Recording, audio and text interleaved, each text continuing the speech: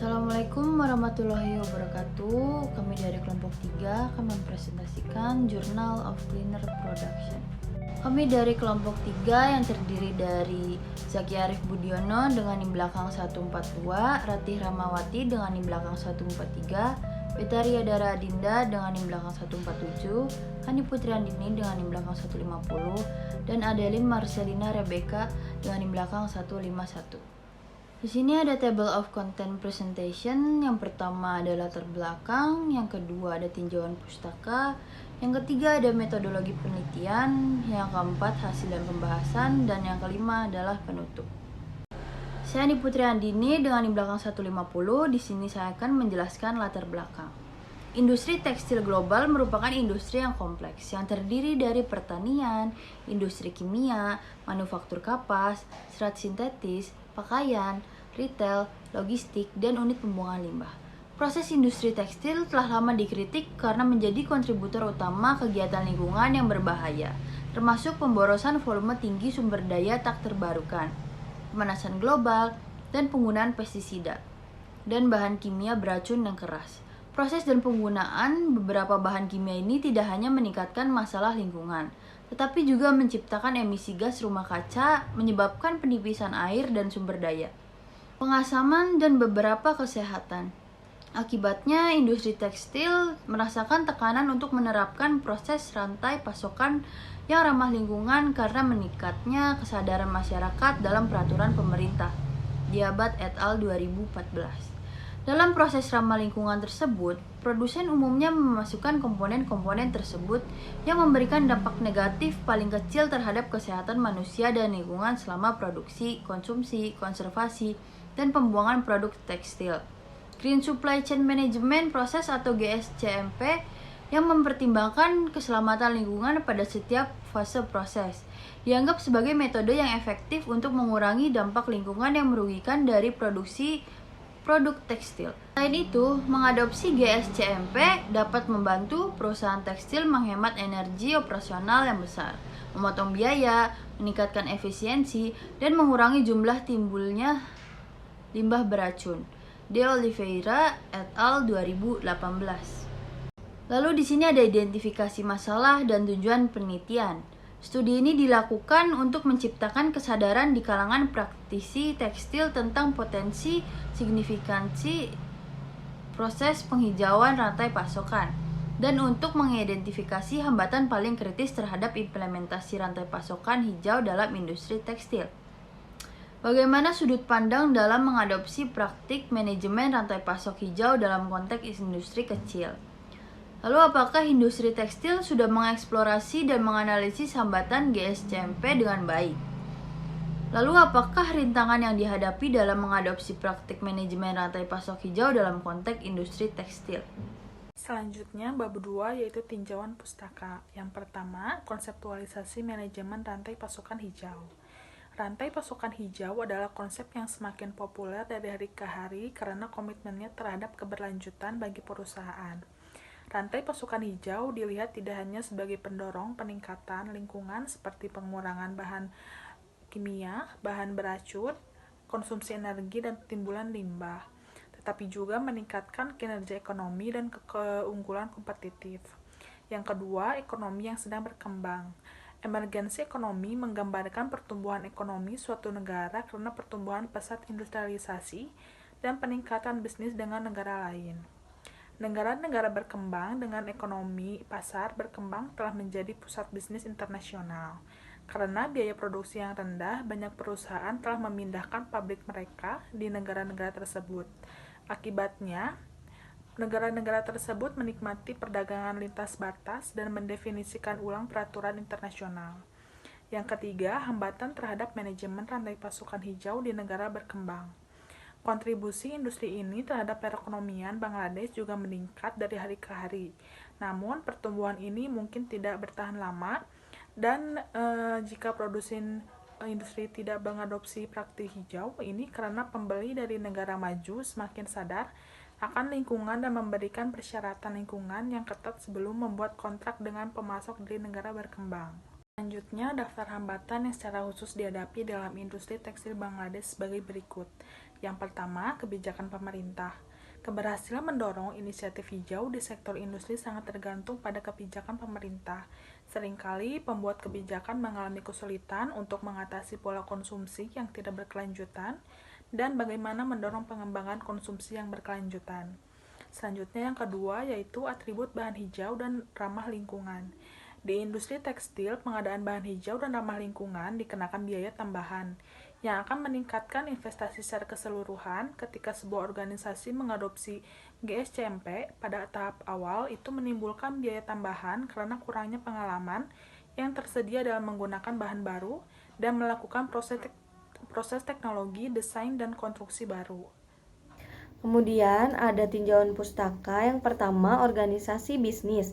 Di antara semua skema hijau, peningkatan kinerja lingkungan organisasi melalui inisiatif rantai pasokan hijau adalah yang paling penting bagi para profesional industri. Namun, tampaknya para praktisi belum siap untuk mengimplementasikan GSCMP di seluruh organisasi. Kemudian ada kondisi pasar. Nah, pelanggan dari negara maju tidak memiliki tingkat kesadaran yang memadai mengenai rantai pasokan hijau atau produk hijau. Sementara harga termurah adalah kriteria utama dalam sumber negara berbiaya rendah. Kompetisi mengadopsi rantai pasokan hijau oleh pemasok sering diabaikan dalam proses pemilihan pemasok. Lalu yang terakhir ada standar dan pasokan bahan. Nah, di Bangladesh ini tidak ada standar yang cukup tersedia untuk GSCMP. Meskipun beberapa standar non-otoritatif untuk kategori hijau tertentu tersedia, akibatnya praktisi tidak tertarik untuk mengadopsi standar non-otoritatif ini. Temuan menunjukkan bahwa tidak ada standar sertifikasi otoritatif yang cukup untuk industri tekstil di Bangladesh yang dapat menghambat perusahaan untuk mengadopsi GSCMP. Baik, selanjutnya ada metodologi penelitian, di mana pada penelitian ini menggunakan metode kuantitatif. Lalu untuk populasi dan sampelnya, populasi yang diambil dalam penelitian ini adalah 30 responden dengan sampel melibatkan para profesional dari perusahaan tekstil yang berada di Bangladesh melalui email dan kuesioner di tempat. Kemudian untuk teknik pengumpulan datanya yaitu melalui metode survei yang dilakukan dengan dua cara. Yang pertama yaitu dengan melalui survei melalui email dan survei melalui kuesioner secara langsung. Lalu untuk teknik pengolahan datanya dalam penelitian ini menggunakan metode skala Likert. Yang terakhir ada teknik analisis data dengan menerapkan teknik analisis clustering hierarki. Dalam metode hierarki ini menggunakan jarak Euclidean antara penghalang untuk membangun dendrogram. Perkenalkan, saya Zaki Arif. Saya di sini akan menjelaskan hasil dan pembahasan. Yang pertama ada konsensus. Hasil ini menunjukkan bahwa keputusan pembelian konsumen untuk produk tekstil di Bangladesh terutama dipengaruhi oleh harga, kualitas, dan daya tahan daripada fitur hijau dari produk tekstil. Oleh karena itu, permintaan pelanggan yang rendah untuk produk tekstil hijau secara signifikan menurunkan minat praktisi untuk menerapkan inisiatif rantai pasokan hijau. Yang kedua ada perbedaan pendapat. Yang pertama yaitu ada kendala keuangan, ditemukan menjadi kendala utama dalam mengadopsi GSCMP di industri tekstil Bangladesh ya. Dengan perbedaan pendapat menurut Khan et al. 2016 dan Khan Qianli pada tahun 2017 mengeksplorasi dalam konteks negara berkembang bahwa perusahaan takut untuk mengadopsi proses GSCM dan praktik hijau karena diperlukan investasi besar. Namun, temuan penelitian ini menunjukkan bahwa semua perusahaan tidak merasakan hambatan ini dengan cara yang sama seperti yang kami temukan di divergensi pendapat. Selanjutnya ada implikasi temuan. Penelitian ini mengungkapkan bahwa sementara beberapa hambatan mengadopsi GSCM sangat penting untuk semua perusahaan, konsensus opini yang lain hanya penting untuk beberapa perusahaan atau divergensi opini. Perbedaan ini bahwa perusahaan-perusahaan di industri tekstil di negara-negara berkembang menghadapi banyak kendala tetapi beragam. Ini juga berarti bahwa strategi yang sama untuk semua perusahaan mungkin tidak memberikan hasil yang diinginkan dalam meningkatkan GSCM seluruh industri. Yang kedua, kontribusi teoritis. Mengkontribusi pada pengetahuan tentang rantai pasokan hijau dalam konteks negara-negara berkembang. Sementara banyak peneliti tersedia dalam literatur yang membahas beberapa masalah tentang rantai pasokan hijau. Hanya sedikit penelitian yang dilakukan dalam konteks negara berkembang dan khususnya dalam konteks Bangladesh. Menurut Majumdar dan Sinha pada 2019. Lalu kesimpulannya, studi ini dilakukan untuk menciptakan kesadaran di kalangan praktisi tekstil di negara berkembang seperti Bangladesh tentang potensi signifikansi penghijauan proses rantai pasokan dan untuk mengidentifikasi hambatan paling kritis terhadap implementasi rantai pasokan hijau dalam industri tekstil Bangladesh. Studi ini menggabungkan teknis analisis klaster hierarkis untuk mengidentifikasi hambatan kritis dan mengungkapkan penyebab perbedaan pendapat di antara responden. Sangat sedikit proyek penelitian yang dilakukan dalam industri tekstil dalam konteks ekonomi berkembang untuk menganalisis hambatan dan adopsi GSCMP. Akibatnya, kurangnya kesadaran terjadi di antara konsumen, manajer, pembuatan kebijakan, dan badan pemerintah di sana. Sarannya, yang pertama ada melakukan studi konstektual untuk mengeksplorasi hambatan GSCMP. Yang kedua, mempertimbangkan efek berbahaya dari proses industri tekstil terhadap lingkungan alam.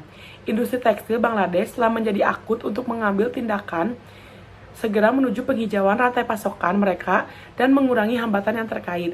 Dan yang ketiga, menambah literatur tentang negara berkembang dengan mengidentifikasi dan memberikan hambatan GSCMP.